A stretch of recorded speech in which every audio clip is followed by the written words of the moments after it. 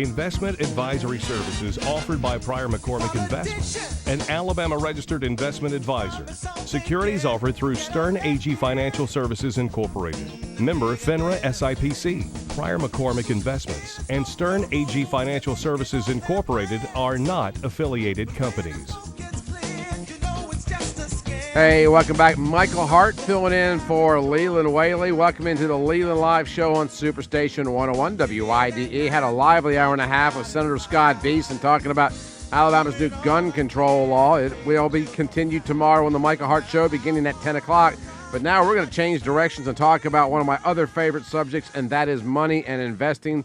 I have been in the financial services industry all the way back to the late 1980s, and for all the investing that I've done, all the businesses that I've been affiliated with, I got to tell you, I am still to this day confused by much of it.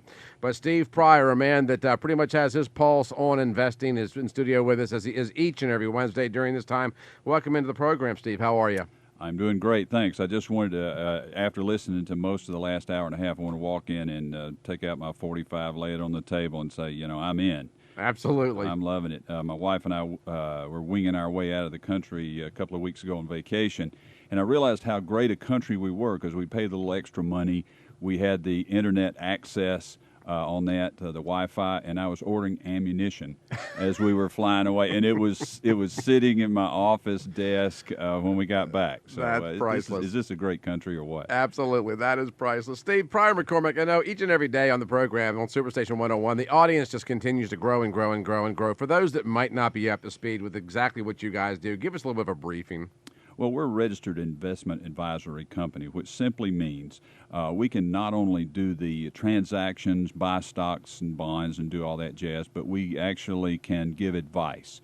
We can sit down with somebody, financial planning, and look at everything they've got and kind of give them advice, answer their questions, shape up a program. As a matter of fact, you know, as a lot of people start looking forward to retirement, and they maybe have done a decent job saving assets and everything, but once they get close to retirement, what do? One of the best things we do is create a spending hierarchy. All right, you've got a 401k, you've got these two IRAs, you got a Roth, you got this savings account, and we set up the order in which we would take that money. That's a small thing. That's just one thing, but that's the kind of thing we do because, you know, buying and selling mutual funds and annuities and even stocks and bonds, that's not really what it's at. Financial planning is not just about financial planning anymore. You got to take everything into account. Family situations. Do you expect to have expenses with your parents? Do you expect to get money from your parents? So that's all part of it. And I'm proud to say that, you know, the group of people we have, that's what we're best at. As I shared with you prior to coming on the air today, I held a Series 7, or at least I did. I was licensed in New York and Georgia back in the late 1980s and early 90s. And I had a special affinity for taking positions in stock, not day trading, but long hold positions in stock. And for the longest period of time, buying blue chips and just dollar cost or share cost averaging these things over the years and then holding indefinitely was almost a surefire, bona fide way to make sure that you were financially viable in the future. Ain't that way any longer, is it? Absolutely not. It worked. I mean, there's something called modern portfolio theory, not to put everybody to sleep, but that was the idea that you could adjust your risk by how much stock you held and how many bonds you held, and you just buy it and hold it, forget you own it. But starting in 2000, we had 10 years where the stock market lost half of its value 2 different times. Right. We had the 3 worst consecutive years in the stock market ever, 2000, 2001, 2002. And then we had the worst single year, 2008, in 77 years. So that's nasty. We had a whole generation of people putting money in 401ks especially, and other than the new money they added, they never saw any growth over a 10-year period of time. How are 401ks traditionally performing today? Well, it depends entirely on how you do it. Now, that's one of the things that we feel we're sort of on a mission. You know, we feel that the average person who works hard and saves and invests should not retire broke. Right. And the way you do that is put money aside, but then you have to get some advice. You have to get some help. You don't want to just buy those stocks, put your money in the mutual fund choices that you have, and then forget about them. We say from time to time that's like doing your Final Four bracket picking at the beginning of March Madness every year, and then leaving it the same every year. just hoping things work out. You're not going to pick winners very often that way. One of my favorite quotes, Steve, is I remember a time when I dreamt about making the kind of money I'm starving on now. With that said, because people over the years, they invest, we hear numbers like, 10%, 12%, 15%, but on average, and I realize that this is a very archetypical, open-ended question, but as far as your clients are concerned, what do you advise most people, the average American investor, how much do they save and or / invest? What percentage of their income? Well, I have actually been the leader of 4 of the Dave Ramsey Financial Peace Oh, really? University Okay, great. things. I have. I am an absolute true believer. There's only a couple things that he says that make me wince a little bit, but in truth, if you follow his advice, that's a great thing. His little 6 baby steps. Right. The 4th baby step, I really believe in. 15% of your income should go aside for retirement. Just sock it in your 401k if you can. Now, that's not all you should invest. Right. I mean, that's another problem we run across into. We see people putting money into not only IRAs and 401ks, but they also use annuities, and they get everything they have tax deferred. Now, that sounds cool. You don't pay tax till you take the money out and spend it. Problem is, you can't take it out before age 59 and a half without paying penalty tax on top of the regular tax. And for a lot of people, say even if you're 50, there's a lot of life that can happen between 50 and 59 and a half. So you shouldn't just put all of your money into retirement vehicles. On my program, which airs on this very station earlier in the day, I love talking about, well, let me rephrase that. I don't love talking about it, but I'm insistent about talking about people's understanding of tax code to the best of my ability to explain it. One of the things I learned back from my brokerage days, Steve, is that it's one thing to have great earnings, but if you don't understand taxes, loopholes, and shelters, you'll never really amass any great wealth. And I understand that Financial Planning Magazine recently did a story on President Obama's investments and tax errors in the June issue. Mm-hmm. Now, the President of the United States, he's making, what, $400,000 a year. He's made millions on his books. He's got to be doing okay, but it seems even he's gotten some, perhaps capricious advice. Absolutely. I love this article. It's bad for your soul to enjoy the misfortune of others, but when your life savings are in the balance, it's good to learn from their mistakes. Right. And just about everybody does, but just a basic CPA listening to this show could fix the Obama's tax returns. The average investment guy can do it to make them a little more money. For instance, we're looking at the 2012 tax return. Right. The first couple earned $662,000. Ouch. They you had can almost live on that money. Yeah, almost, but not in Washington. Their taxable income was only $335,000. That's because they have a tremendous amount of deductions. But then they ran afoul of something called the alternative minimum tax, AMT. I hate it. It's a bad idea. It was a special tax put on in 1969 to hit about 12 to 19 different millionaires in the country, the idea being everybody needs to pay some tax regardless. Right. Well, now it's grown and tens of millions of people get hit with it, including the Obamas. But there are a number of things they could do to fix it. For a case in point, just a simple thing. They have a mortgage. They paid $45,000 in mortgage interest. Apparently, they have a loan of $800,000 at a 5 5/8 interest rate. Now, they also own $3 million in Treasury bonds. Now, Treasury bonds pay almost nothing, but the money that they do pay is taxable federally. So they have a yield of less than 1% that they're earning, and yet they're paying 5 5/8%. So even the Obamas should pay off their mortgage. Now, that's the thing that we have to talk about all the time. If you can pay off your mortgage without messing other things up, you need to do that. People say, well, I get the tax deduction. It never makes sense to spend $1 to save 25 cents. Right. And that's exactly what a tax deduction is. So that's the first and foremost thing the Obamas could do. I mean, they could just take some of that, the bonds that they have, pay off the mortgage, and they'd be much better off. They also have some $115,000 in tax losses. Now, that's something that some of our listeners may know something about. If you own something in a taxable account, and by that I mean not in your 401k, not in your IRA, if you own any kind of investment, real estate included, and you've got a loss, it's worth less than what you paid for it, you need to harvest that loss. Look at selling that investment, writing off the difference. Let's say you bought stock, some of those blue chips you talked about, put $100,000 in some stocks, and the market crashed in '08, and you're still not back to even. Let's say you've got $70,000 worth of stocks that you paid $100,000 for. Well, you can sell those stocks, and you've got a realized $30,000 gain that you can that you can write off against gains. You can match up against other gains and make your gains tax-free. Now, one of the things the Obamas have done, though, is they don't have enough money invested for growth, which, knowing their political bent, you can understand that. But they don't have enough money invested for growth to make use of that, so they can only use $3,000 of that loss each year against ordinary income, right? Which means it'll take them 40 years to use all of that loss. But really, that's secondary, because if you own anything in a taxable account where you have a loss, you need to sell it. Even if you want to own it, wait 30 days, buy it back on that 31st day, you still own it, but now you have harvested this loss that you can use to lessen taxes on your gains in the future.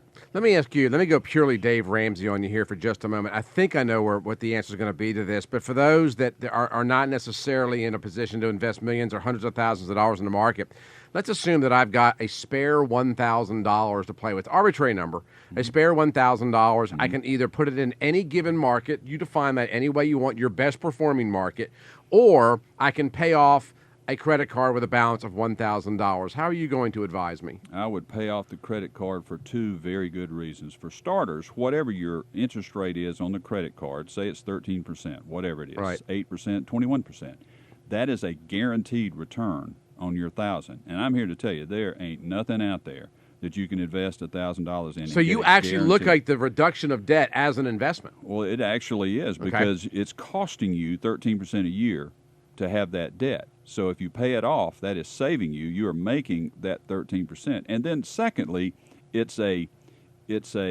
more important than money reason. Why would you owe a debt that you could pay off and not pay it off? I mean, my wife and I have gone through this with our house mortgage some years ago. Right. I decided when we first bought this house, we ought to create this house account. And I'm a big investment guy, and I'm thinking, okay, I can make more money in the investment account than the mortgage cost us. We did. We made more profit. Financially, it was a really cool thing to do, and for years we did it.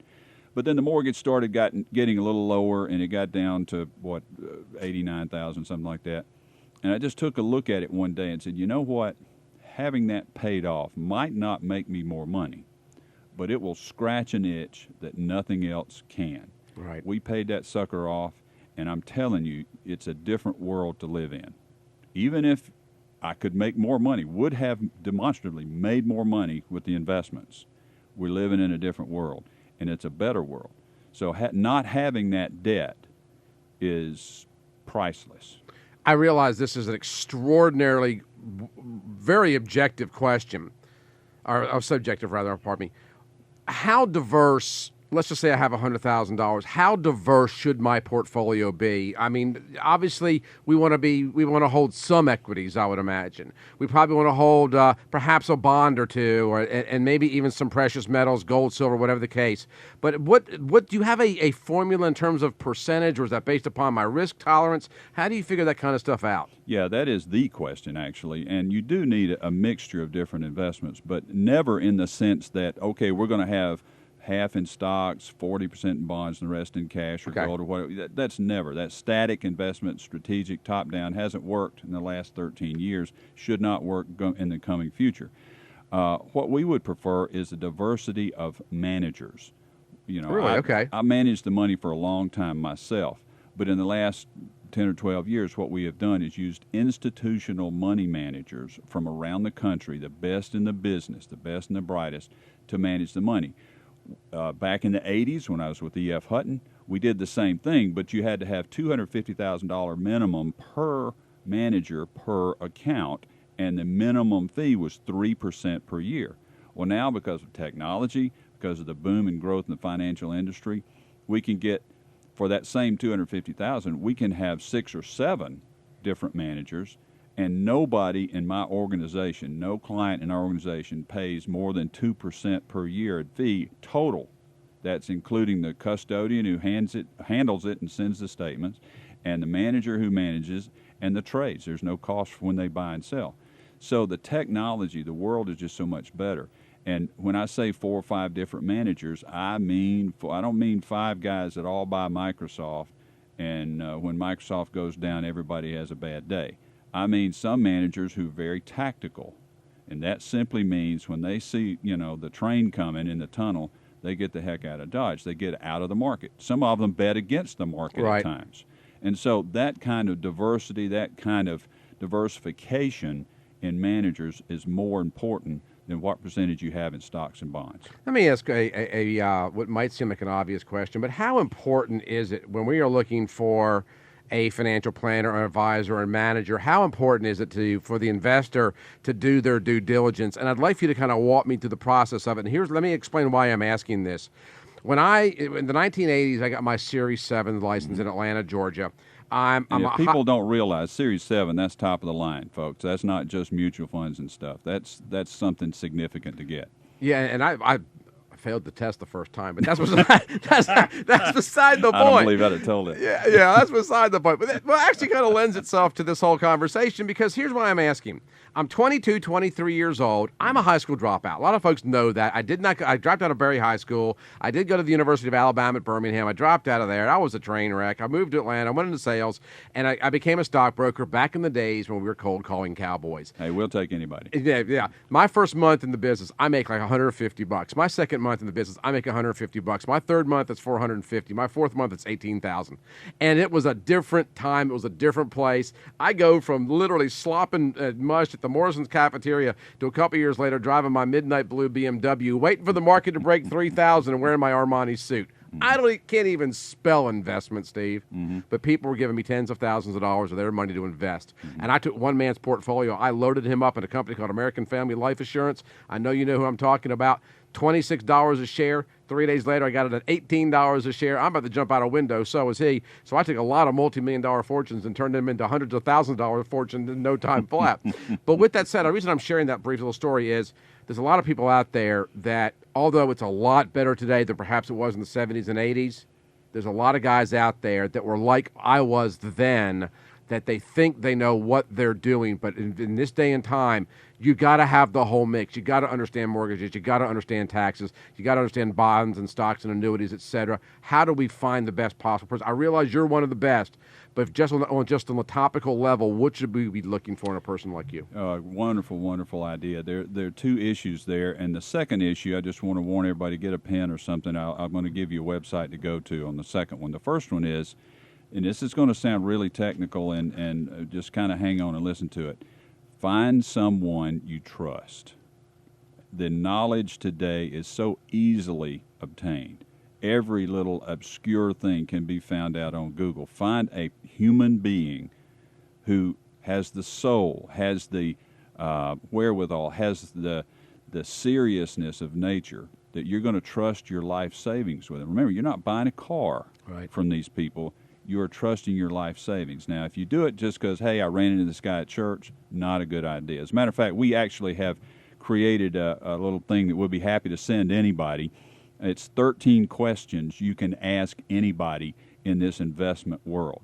And it's important things like how you get paid, what is your education. So that's the first part. But once you start singling in on some person that you should use, then this is what you need to write down.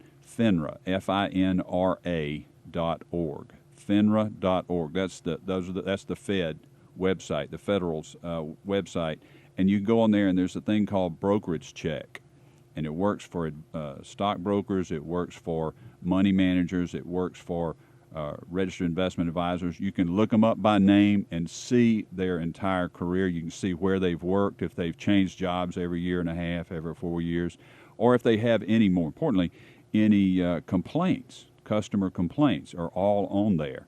So that's the thing I would do. For starters, trust your gut. Find somebody you trust, but then always, like Reagan said, trust but verify. Trust but verify, You got to verify through FINRA.org, and we have, and I can say this because I've researched it, I've talked to them all, we have the best state securities commission that I'm aware of any state. There's not much we can brag about state government in Alabama, but we have the number one football team. We got the number one state securities. It's the Alabama Securities Commission. And you can look up their website. They have the same connection to FINRA. But if you have any calls, any question about any investment person, any insurance person, call them, check on them, and the people at the state will help you. They've got a clue, and they give a rip. So that's the best thing you can say for any state official. You'll very oftentimes hear brokers and investment people using the terminology bullish and bearish. Obviously, a bull market means the stock market's going up. Bearish means it's coming down. There seems to be this notion that fortunes and money and profit are only made in a bull market, but that's not true. There's money to be made coming and going, is there not? Absolutely. That's why I was saying a while ago, diversity of managers. There are certain managers. There's a manager, for instance, we use out of Chicago. Won't mention any names, but they're sort of a counterpuncher. They try to make money when everybody else is not making money. And that conversely means they try to not lose money when everybody's not losing. I hate to talk about returns, but and I wouldn't promise this to anybody, but 2008, the stock market was down 37.5%. Right. They actually made 0.5% that year, which to me made them a hero. The very next year, when the stock market was up 26%, they made 50%. Wow. Now, that's a high-risk investment manager. But that's what you're talking about. You don't want to be going up and down. You know, people buy 10 different mutual funds and think, okay, I'm diversified. But the truth is, if you look at it, it's just like being in an inner tube at the beach. You go up and down with the waves like everybody else. We're looking for something where you can actually get traction and make progress against inflation, because inflation has been very tame. A lot of people growing up not worrying about it. Right. But the price of living, the cost of living doubled in the 1970s, doubled. If you retired in 1970 on a decent pension here in Alabama, 10 years later, you're at the poverty level. And then I don't know where you would be today. The same sort of thing will probably happen. It's just a matter of when.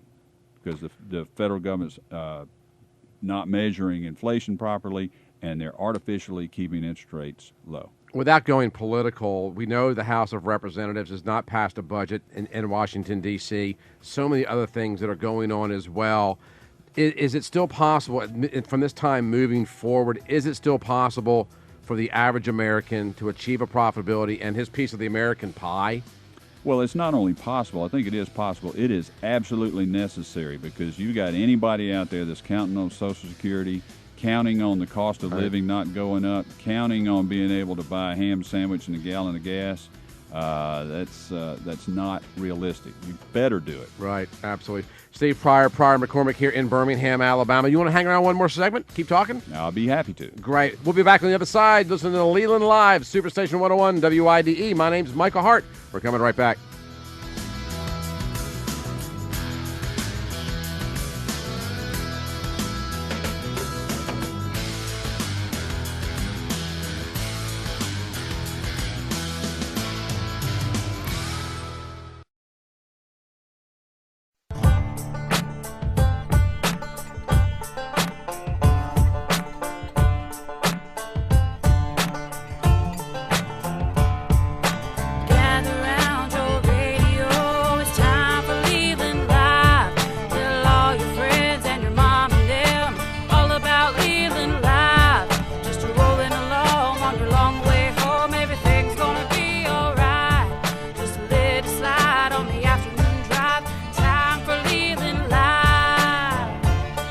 Hey, welcome in, Superstation 101, WIDE. Leland Whaley, he's AWOL.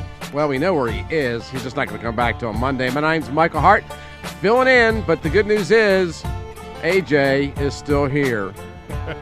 So we have a remnant of the show. Yes. We have Steve Pryor McCormick Investments here in Birmingham.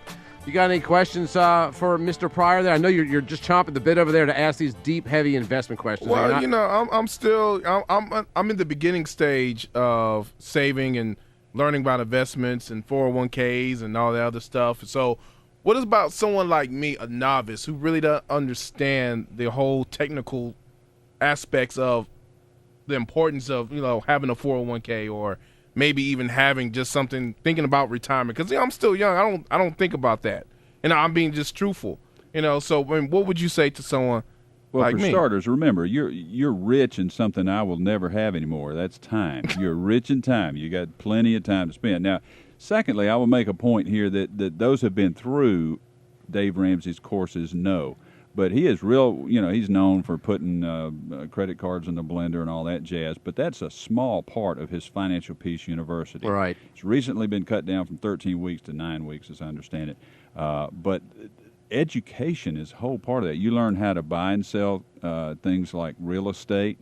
You learn about mutual funds. You learn about insurance. And we see more people taking advantage of and waste more money on life insurance, that kind of thing, than anything else. So that's what I would do, honestly. I would, buy some of his books. I would go through one of those courses, because what else is going to force you to sit for 2 hours one night a week and then do some homework to learn this stuff? Even if you don't have debt as a problem, even if you don't have any debt, spend some time learning, and that's a great way to start. You won't learn everything, but that's a great foundation.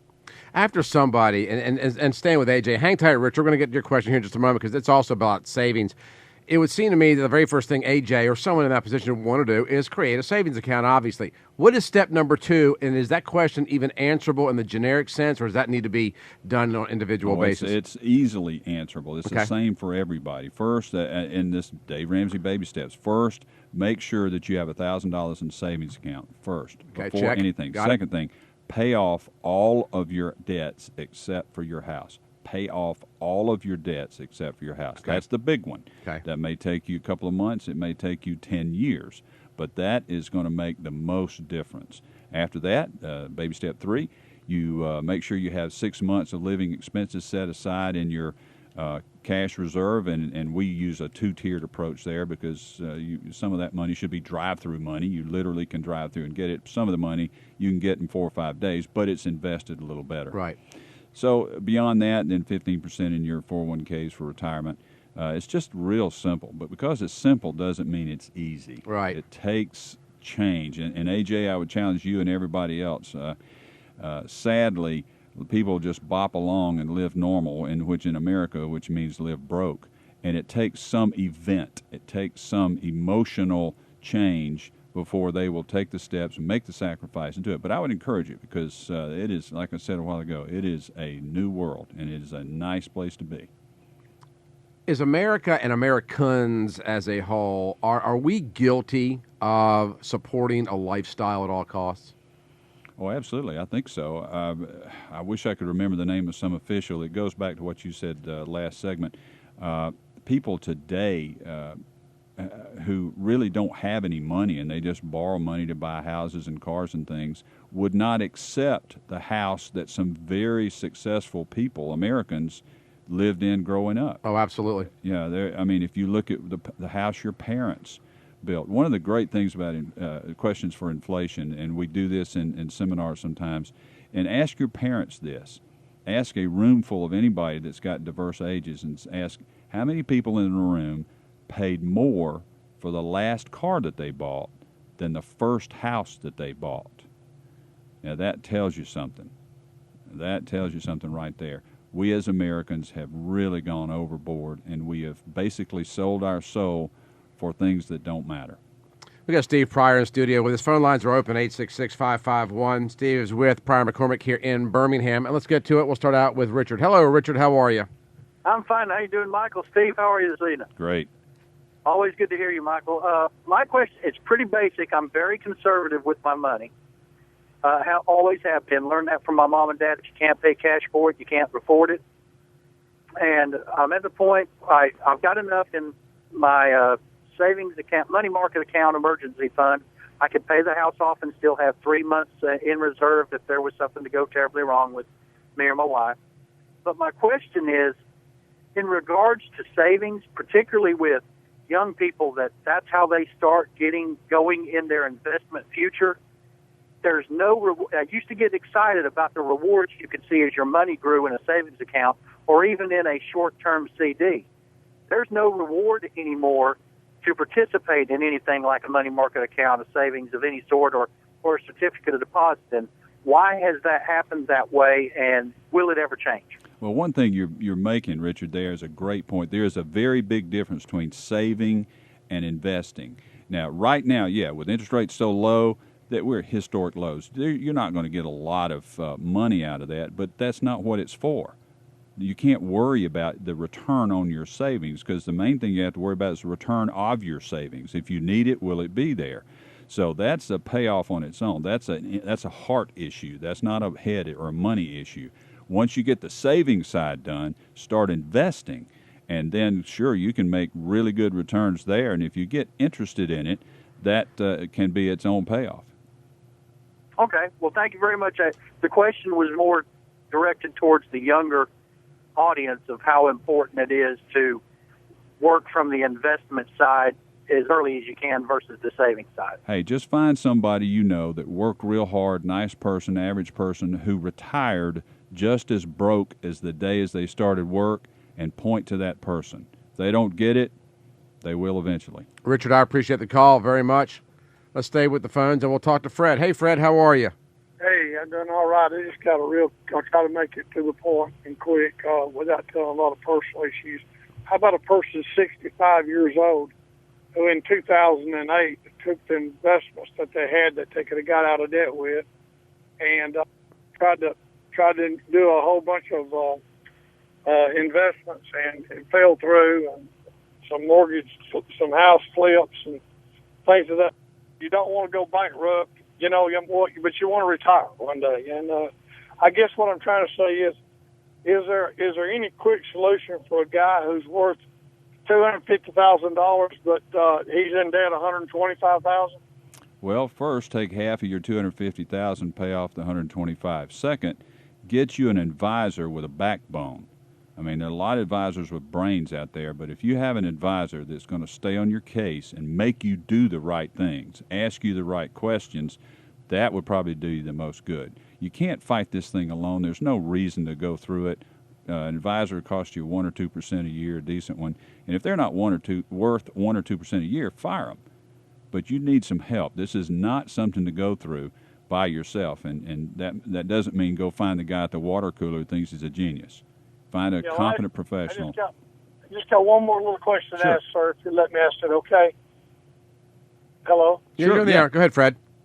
Okay, I just got one more small question. Listen, what happened was, everybody knows we took a crash, stock market's crashed and everything, and should you just take your losses and run, or should you hang in there with some of the money when you're 65 years old?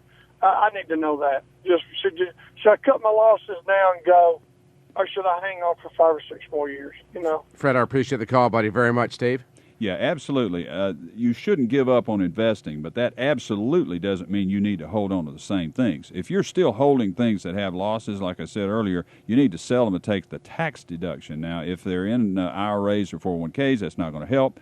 But, get in there with an advisor and look at where you should be. You may have been taking way too much risk to start with at age 65, because some of the things you mentioned, flipping houses and having too much in the stock market, that was probably not the wisest thing for a 65-year-old looking for retirement. But there is hope. You do have positive net worth, and it sounds like you're highly motivated, so that's really what it takes. Steve, can you explain to us, for those of us that hold certain stocks, I've got 1 or 2 that I'll say that they are underperforming, but I'm being remarkably polite. For those of us that might have a stock that's down considerably, and it's been down for the last, let's just say 30, 40, 60 days, whatever the case may be, what from a tax perspective, what is the advantage to getting out and taking the loss? How does that work?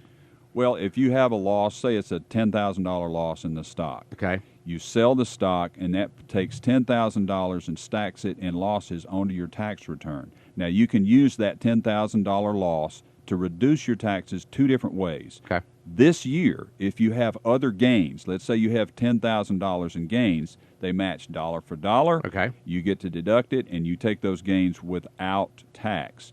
If you don't have any gains, then you can still use, for a married couple filing jointly, $3,000 of that gain each and every year to reduce your tax on your ordinary income. Up to $10,000?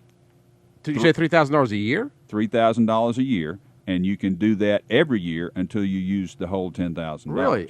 I had no idea. That's very interesting. Oh yeah, it's very important. Let's say you're in that case and you use $3,000 this year, so you got $7,000 going next year. Right. Well, next year, if you have $4,000 in gains to make it work out, then that loss would wipe out the tax on $4,000 in gains plus $3,000 of ordinary income. Now, I'm not a CPA. I don't give tax advice. I don't want to get into that Right. world, but you understand, that's pretty simple. That's why I'm begging. When I see people in taxable accounts just hanging around waiting for something to come back, go ahead, take the loss. You can get a fourth to a half. Whatever your tax bracket is, you get that much money back on April 15th. And if you're still in love with this thing and you still want to hold it, buy it back in 31 days. You get it back. You still get to hold it. But I would caution you one thing. A wise stock trader told me this 34 years ago. Look at the stocks that you own. Would you buy them today? Would you buy that stock today? Because every day you decide to hold it, that's like deciding buying it again.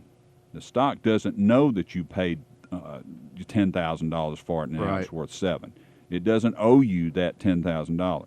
If you wouldn't buy it today, sell it, buy something you do want to own. Excellent advice. Steve Pryor, Pryor McCormick. How can the folks find out more, Steve? It's 1-800-800-8761, 1-800-800-8761, or go on to PryorMcCormick.com. We also have a site dedicated to people who have 401k plans and they want help with them. Okay. It's called 401ksanity.com, 401ksanity.com. But just give us a call. We'll be happy to talk to you. Give me the number one more time. 1-800-800-8761. 8761. Steve Pryor, Pryor McCormick. Steve, thank you so much for your time. Wonderful I stuff. appreciate it very much. Absolutely.